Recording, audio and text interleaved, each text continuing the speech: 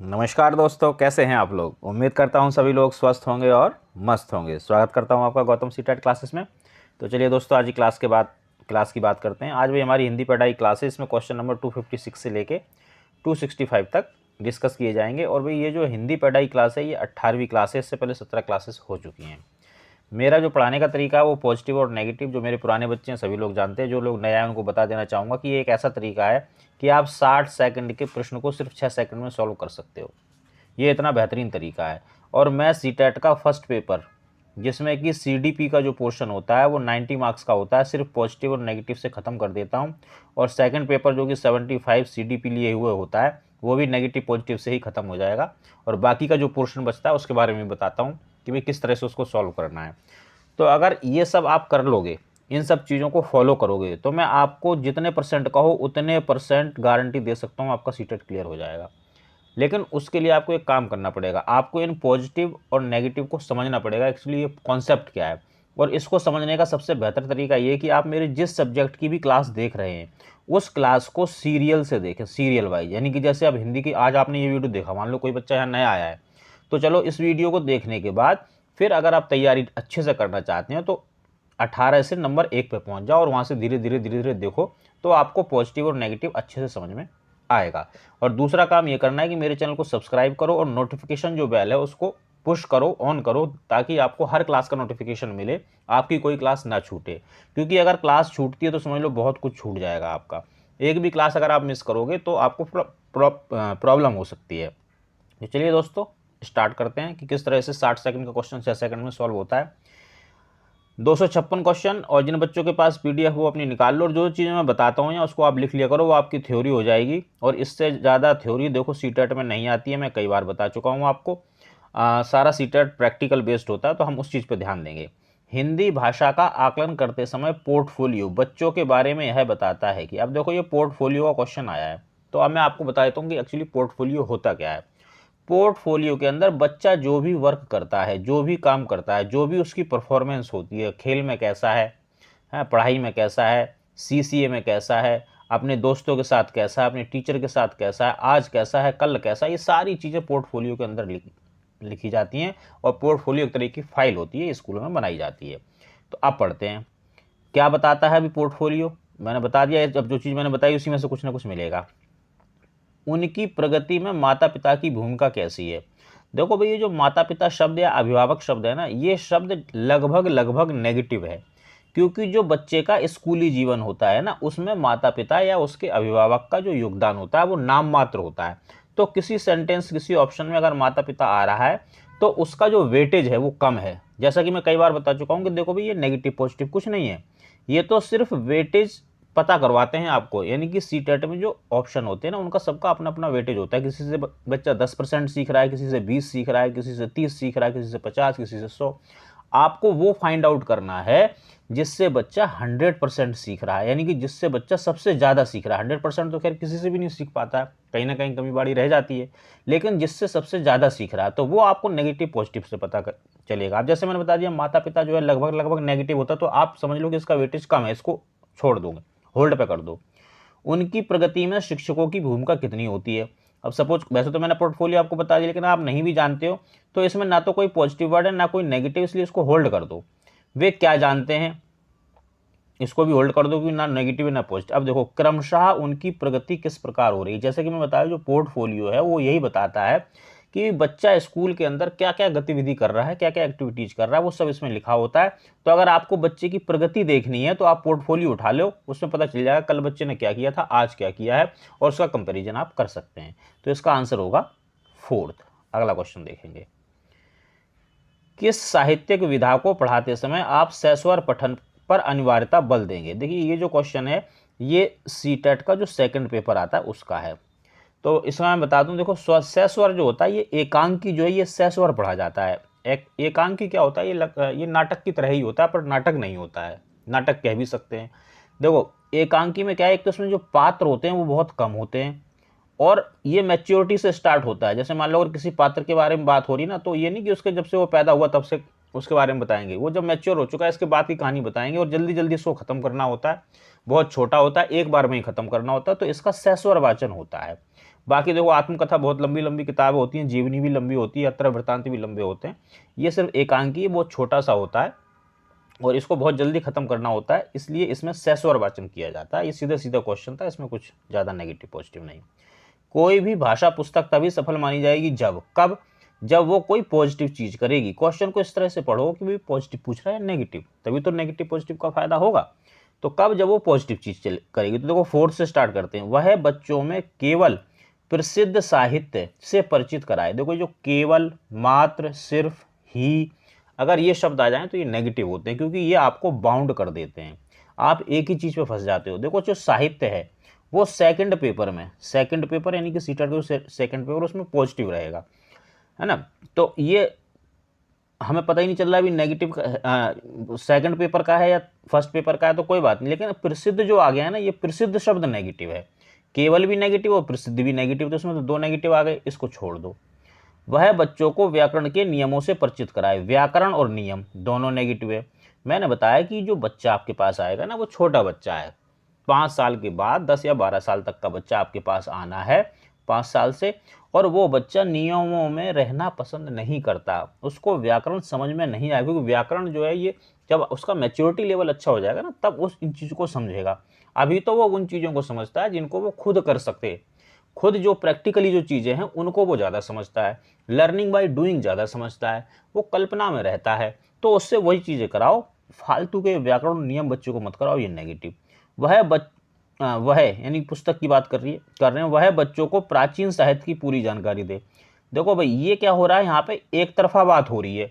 प्राचीन साहित्य, तो भाई नए साहित्य के बारे में कौन बताएगा। तो जो भी सेंटेंस एक तरफा हो जाए वो नेगेटिव होता है। अब देखो नेगेटिव नेगेटिव नेगेटिव, तो आंसर क्या बचा, यही बचा, यही पॉजिटिव होगा क्योंकि पॉजिटिव चाहिए। तो अब देख लेते हैं इसमें पॉजिटिव क्या है। वह बच्चों में साहित्य की धरोहर और वर्तमान साहित्य के प्रति उत्सुकता बनाए। उत्सुकता वर्ड कहीं भी आ जाए ये पॉजिटिव कर देना, आपको आंसर मिल जाएगा। तो देखो भाई कितनी आसानी से आंसर मिलेगा अगर नेगेटिव पॉजिटिव आप करो। देखो करके दिखाता हूँ, फिर बताना कितने सेकंड में हुआ। नेगेटिव नेगेटिव एक तरफा, पॉजिटिव आंसर 6 सेकंड लगे होंगे, बाकी तो मैंने आपको समझा ही दिया था। और नेगेटिव पॉजिटिव से यही होगा कि आपका जो 60 सेकंड का क्वेश्चन है वो 6 सेकंड में हो जाएगा। भाषा की कक्षा में एक समावेशी कक्षा बनाने के लिए यह आवश्यक है। समावेशी शिक्षा ये पॉजिटिव चीज़ होती है। समावेशी शिक्षा का मतलब है जहाँ नॉर्मल और डिसेबल बच्चे एक साथ पढ़ते हैं। तो भाषा की कक्षा को समावेशी कक्षा बनाना है तो क्या करा जाए, पॉजिटिव चीज़ करी जाए, पॉजिटिव चीज़ ढूंढेंगे, पॉजिटिव वर्ड्स ढूंढेंगे। देखो आप ये ध्यान दो कि ये जो क्वेश्चन है ये सब सीटेट में आए हुए क्वेश्चन है। अब आप सोचोगे भी जब आ गए तो आप क्यों आएंगे, मैं भी नहीं कहता कि ये क्वेश्चन आएंगे, बट मैं आपको क्वेश्चन के माध्यम से सीटेट का जो सिलेबस है या जो उसका पैटर्न है वो समझाने की कोशिश कर रहा हूँ। और दूसरी चीज़, क्वेश्चन नहीं आएगा, अबे शब्द तो आएंगे और मैं शब्दों को ही समझाता हूँ और शब्दों का ही सारा खेल है सीटेट में। अगर आप समझ पाएँ तो समझ लेंगे, 100% क्लियर हो जाएगा। और मैं आपको एक चीज़ और बता दूं कि सीटेट का जो सिलेबस है वो बिल्कुल अलग तरह का है। इसमें आप कोई दूसरा टेट मिक्स ना करें जब आप तैयारी कर रहे हैं। यूट्यूब पे बहुत सारे ऐसे चैनल हैं जो CTET, UP TET, MP TET, UK TET, ये टेट, वो टेट, हरियाणा टेट और पता नहीं कौन से टेट, सब टेटों का मिक्सचर बना देते हैं और कहते हैं जी इसको पढ़ो, इससे तुम्हारा क्लियर हो जाएगा सीटेट। बिल्कुल नहीं होगा, ना मानो तो देख लेना। अगर हो रहा है उन चैनल्स को देख के जो सब एक सारे जो टेट एक साथ करवा रहे हैं, तो इसमें उनका कोई योगदान नहीं है, आप में इतनी बुद्धि थी जो आपने कर लिया, क्योंकि सीटेट बिल्कुल डिफरेंट है। तो इसकी तैयारी भी अलग तरीके से करो, प्रैक्टिकली तरीके से करो। चलिए इसको शुरू करते हैं। भाषा की कक्षा को एक समावेशी कक्षा बनाने के लिए क्या करना पड़ेगा, पॉजिटिव चीज़ करनी पड़ेगी। पाठ्यक्रम को कम कर दिया जाए। कम और ज़्यादा इनको समझ लो, ये लगभग लगभग नेगेटिव होता है। तो अब लगभग लगभग नेगेटिव का मतलब ये है कि इसका जो वेटेज है वो कम हो गया, तो ये होल्ड पे रहेगा। अब भाषाई कुशलता का आकलन ना किया जाए। क्यों नहीं किया जाए भाई, बिल्कुल करना चाहिए, गलत बात लिखी है। भाषा कुशलता यानी कि बच्चे ने लिखना कितना सीखा, पढ़ना कितना सीखा है, उसका संप्रेषण कैसा है, दूसरों के साथ बात कर सकता है नहीं कर सकता, अपनी बात कह पाएगा नहीं कह पाएगा, इसका आकलन करना जरूरी है। बट इन्होंने मना कर दिया तो ये नेगेटिव हो गया। विभिन्न, विभिन्न, विविध, वैविध्यपूर्ण, अगर ये 3 शब्द कहीं लिखे हो तो ये पॉजिटिव होते हैं, इनको आप अलग से भी लिख लो। प्रकार की दृश्य श्रव्य सामग्री का प्रयोग किया जाए। दृश्य श्रव्य सामग्री कहीं भी लिखा है यानी कि ये पॉजिटिव होती है। पाठ्य पुस्तक कहीं भी लिखा है नेगेटिव। पाठ्य पुस्तक क्यों नेगेटिव है भाई, क्योंकि जो पाठ्य पुस्तक है ये आपको बाउंड करती है, अगर आप सिर्फ पाठ्य पुस्तक पर निर्भर हो जाएंगे तो एक टाइम ऐसा आएगा आप भी बोर, बच्चे भी बोर। और बच्चे वैसे भी किताब पढ़ना पसंद नहीं करते, वो तो चित्र देखना पसंद करते हैं। तो आप पाठ्य पुस्तक तक सीमित ना रहें। अब देखो भाई, पॉजिटिव पूछ रहा था तो ये रहा पॉजिटिव। भाई देखो, जो ये गोला लगाता हूँ जनरली मैं पॉजिटिव का लगाता हूँ, और जो ये डंडे खींचता हूँ ये नेगेटिव के खींचता हूँ। तो अब आंसर क्या हुआ, दृश्य श्रव्य सामग्री पॉजिटिव और विभिन्न पॉजिटिव, तो यही आंसर हो गया। देखिए, दृश्य श्रव्य सामग्री लिखा है तो पॉजिटिव होगा, लेकिन अगर लिखा है सहायक सामग्री तो ये नेगेटिव होगा, ध्यान रखना। अब देखो, नेगेटिव पॉजिटिव सही वाला सवाल करके दिखाता हूँ। नेगेटिव पाठ्यक्रम को कम करना, नेगेटिव भाषाई कुशलता का आकलन करना चाहिए, इन्होंने कहा नहीं, तो ये भी नेगेटिव। पॉजिटिव पॉजिटिव आंसर, क्यों? क्योंकि वो पॉजिटिव ही पूछ रहा है। अगला क्वेश्चन देखेंगे, अंतःवाक की संकल्पना किससे संबंधित है? देखिए, अगर लिखा हुआ हो अंतःवाक, स्वकेंद्रित वार्ता, निज वार्ता, अंतःवाक, तो इसका मतलब किसने कहा? वाइगोस्की ने कहा। और भाई वाइगोस्की के बारे में जितना सीटेट में आता है, मैं देखो सिर्फ सीटेट पढ़ाता हूँ, सीटेट की ही बात करता हूँ, क्योंकि मैं इतना ज्ञानी नहीं हूँ कि आपको सारे टेट, केवीएस, डीएसएसबी ये वो सब कुछ पढ़ा दूँ। और जो लोग ये सब पढ़ा रहे हैं, मैं आपको सच सच बताऊँ, यूट्यूब पे जो सारी चीज़ें एक साथ पढ़ा रहे हैं ना तो उन्होंने सीटेट तो चलो क्लियर कर लिया होगा तभी पढ़ाना शुरू किया, ना तो उन्होंने डीएसएसबी क्लियर किया, ना केवीएस क्लियर किया, ना यूपी टेट, सुपर टेट, और ना कोई इधर उधर वो मास्टर हैं, बस ये यूट्यूब पे चल रही है उनकी गाड़ी। तो भाई ऐसे चैनलों से थोड़ा बचें तो ज़्यादा अच्छी बात है। बाकी मैं अगर अपनी बात करूँ तो हमारे चैनल पर सिर्फ और सिर्फ सीटेट की तैयारी होती है। और सीटेट देखो, उसका मैंने बताया पैटर्न बिल्कुल अलग है, इसलिए अलग तरह से ही मैं पढ़ाता हूँ। आप इसको समझने का प्रयास करें, आपका 100% सीटेट क्लियर होगा। हाँ जी, अंतःवाक वाइगोस्की ने दिया, अंतःवाक लिखा है, स्वकेंद्रित वार्ता लिखा है, निज वार्ता लिखा है, तो समझ लो वाइगोस्की। अगर लिखा है आत्म केंद्रित वार्ता तो प्याजे की तरफ चले जाना। पेवलव, स्किनर, चॉम्स्की, अगर इन लोगों में आप कंफ्यूज रहते हो, जानना चाहते हो उन्होंने क्या किया क्या नहीं किया, इन सब के लिए एक ट्रिक है मेरे पास, और वो ट्रिक है कहाँ? गौतम्स ट्रिक। मेरे चैनल पे एक प्लेलिस्ट है जिसका नाम है गौतम्स ट्रिक, आप इस पर चले जाना, इसमें ट्रिक्स पड़ी हुई हैं। आप ये मान लो, अगर आपने 4-5 ट्रिक हैं उसमें अगर उसको समझ लिया ना, तो सीटेट का आधा सिलेबस कवर हो जाएगा। चलिए अगला क्वेश्चन देखेंगे, भाषा और चिंतन में संबंध होता है, कथन कैसा है? बिल्कुल सही है, इसमें ज़्यादा कुछ बताने की जरूरत ही नहीं है। देखिए, पॉजिटिव और नेगेटिव का फ़ायदा क्या है कि अगर आप इसमें एक्सपर्ट हो गए ना, तो आप बिल्कुल 5 सेकंड नहीं लगाएंगे, सीधा आंसर आप कर देंगे। Negative positive, negative negative positive, positive positive negative, और आंसर मिल जाया करेगा। अब एक्सपर्ट कैसे होंगे इसका तरीका मैं बता देता हूँ। मेरे पास पीडीएफ है, आप वो मंगवा लो, मेरे नंबर पर मुझे मैसेज कर देना, मैं पीडीएफ भेज दूंगा, जिसमें लगभग 3000 क्वेश्चन है सीटेट के। आप इनमें प्रैक्टिस कीजिए, किसकी? नेगेटिव पॉजिटिव की। तो एक ही चीज़ की जब आप 3000 बार प्रैक्टिस कर लेंगे तो आप इसमें परफेक्ट हो जाएंगे। भाई एक मेथड सीखो और उसकी 3000 बार प्रैक्टिस करो। 3000 मेथड मत सीखो, क्योंकि अगर आप 3000 मेथड सीखोगे तो एक बार भी प्रैक्टिस नहीं कर पाओगे और वो किसी काम के नहीं रहेंगे। बहुत सिंपल और सरल तरीके से आपका सीटेट क्लियर हो जाएगा।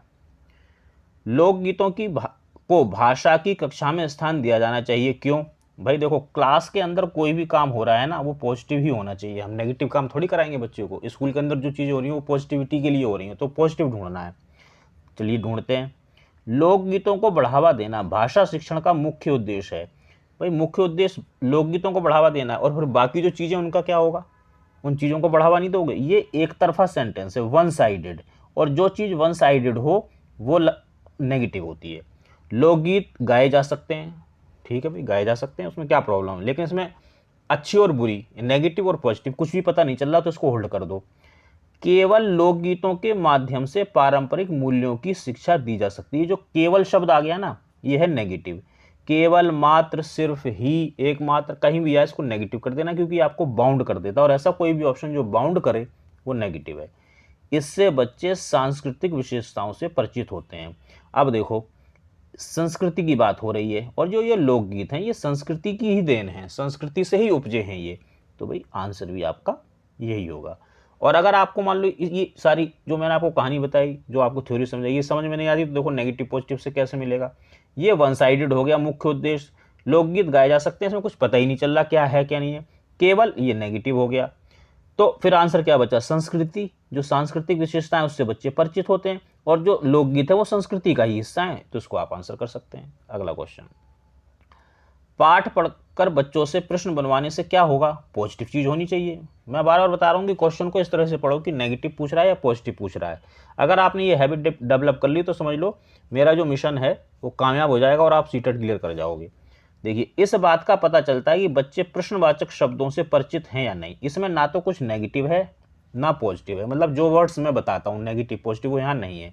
और देखो भाई, ये नेगेटिव पॉजिटिव में ज़्यादा वर्ड्स नहीं है, ज़्यादा से ज़्यादा होंगे 250 से लेकर 300 वर्ड हैं। और आप सोच रहे हो सर इतने कैसे याद होंगे, वही मैंने जो तरीका बताया, प्रैक्टिस करो पीडीएफ पे, अपने आप याद हो जाएंगे, मुझसे मंगा लो, मैं दे दूंगा। दूसरा देखो, शिक्षक को यह जानने का अवसर मिलता है कि बच्चों ने पाठ को कितनी गहराई से समझा है। समझ पॉजिटिव वर्ड है। कक्षा कार्य की युक्ति पूरी होती है, ना नेगेटिव है ना पॉजिटिव है। प्रश्न बनाने की आदत का विकास होता है, ना नेगेटिव ना पॉजिटिव, मतलब इसमें कोई वर्ड्स नहीं है जो ना नेगेटिव हो या पॉजिटिव हो। तो भाई जब इसमें भी कुछ नहीं है, इसमें भी कुछ नहीं, इसमें पॉजिटिव पूछ रहा था, पॉजिटिव एक शब्द मिला, समझ। ठीक है, अवसर मिलना, अवसर मिलना भी पॉजिटिव है, अवसर देना पॉजिटिव है, लेकिन वो बच्चे को मिलना चाहिए। हालांकि यहाँ टीचर देख रहा है तो उसको हम छोड़ देंगे अवसर मिलने को, लेकिन जो ये समझ है कि बच्चा समझ रहा है तो ये पॉजिटिव है। अब देखो, सिर्फ एक शब्द ने, एक पॉजिटिव, जिसका मतलब जो है समझ, इसने आपको आंसर बता दिया। अदरवाइज सीटेट में से लगता है कि चारों आंसर हो। तो ये फायदा है नेगेटिव और पॉजिटिव का। भाषा सीखने में सामाजिक अंतःक्रिया का महत्वपूर्ण स्थान है। इस कथन का संबंध किससे है? देखिए, जैसे ही समाज की बात आए आपके दिमाग में क्लिक करना चाहिए वाइगोस्की। और अगर वाइगोस्की की चीज़ें जैसे कि स्कैप फोल्डिंग है, सहारा देना है, पाड़ है, मचान है, जेडपीडी है, और भी उसके जितने कॉन्सेप्ट्स हैं, निज वार्ता है, आत्म केंद्रित वार्ता है या स्व वार्ता है, या जो भी चीज़ें हैं वाइगोस्की की, इससे रिलेटेड वीडियो पड़ा हुआ है मेरे चैनल पे। आप उसको जाइए, वाइगोस्की का जो सामाजिक विकास का सिद्धांत है उसको देखिए। जितनी चीज़ें मैंने बताई हैं उतनी सीटेट के लिए पर्याप्त हैं। देखिए, मेरे जब आप वीडियो देखोगे ना थ्योरी के, तो मैंने उसमें बहुत कम कम चीज़ें बताई हैं। उसका रीज़न ये है कि सीटेट में इतनी ही थ्योरी आती है। मैं चाहूँ तो बहुत डीप आपको पढ़ा सकता हूँ, लेकिन उसका कोई फ़ायदा नहीं है। देखो, कोई भी जब आप कंपटीशन का एग्ज़ाम देते हो ना, तो उसमें ये जानना ज़रूरी है कि आपको क्या नहीं पढ़ना है, क्या चीज़ छोड़नी है। अगर आपने नहीं कर पता चल गया ना, तो जो आपके पास बचेगा समझ लो वो आपके पास सोना बचा हुआ है, उस सोने को थोड़ा सा पढ़ जाना, आपका पेपर क्लियर हो जाएगा। स्किनर, चॉम्स्की, पियाजे। स्किनर ने ऑपरेंट थ्योरी दी, चॉम्स्की ने भाषा की बात की, पियाजे ने संज्ञानात्मक विकास की बात की। तो बचा कौन? वाइगोस्की, जिसने की सामाजिक विकास की बात की। तो ये हमारा आंसर है। ये थ्योरी है सीधी सीधी, और थ्योरी इतनी अच्छे से करा दूंगा कि आप सोचोगे कि यार ये तो मुझे दो के पढ़ा की तरह, दो का पढ़ा भूल जाओगे लेकिन थ्योरी नहीं भूलोगे मेरे चैनल पर। वाइगोस्की के अनुसार भाषा चिंतन को निर्धारित करती है, चिंतन भाषा को निर्धारित करता है। भाषा एवं चिंतन एक दूसरे से स्वतंत्र रूप से विकसित होते हैं। भाषा एक अर्जित युक्ता है। देखो, जब किसी के अनुसार कोई बात कही जाए ना, तो फिर हमें वही चीज़ बतानी पड़ती है जो उसने पूछी है, जिसके अनुसार पूछी है। हम अपना दिमाग नहीं लगाएंगे, नेगेटिव पॉजिटिव नहीं करेंगे। तो वाइगोस्की ये कहते हैं कि जो भाषा है ये एक अर्जित योग्यता है। आप इसको आंसर करेंगे। तो मित्रों, ये छोटी सी क्लास थी हिंदी पैडा की। मैं समझता हूँ आपको पसंद आई होगी, और जैसी भी लगी अच्छी बुरी मुझे कमेंट जरूर करें। और भाई अपना स्कोर भी कमेंट करें कि आपने कितना सीखा है, कितना नहीं सीखा है। बाकी मित्रों, मिलेंगे अगली क्लास में। तब तक के लिए आप सब लोग स्वस्थ रहें और मस्त रहें। और अगर कोई प्रॉब्लम है तो आप मेरे इस नंबर पर मुझे कॉन्टैक्ट करें, मैं आपकी ज़रूर मदद करूँगा। चलिए मित्रों, अगली क्लास में मिलेंगे।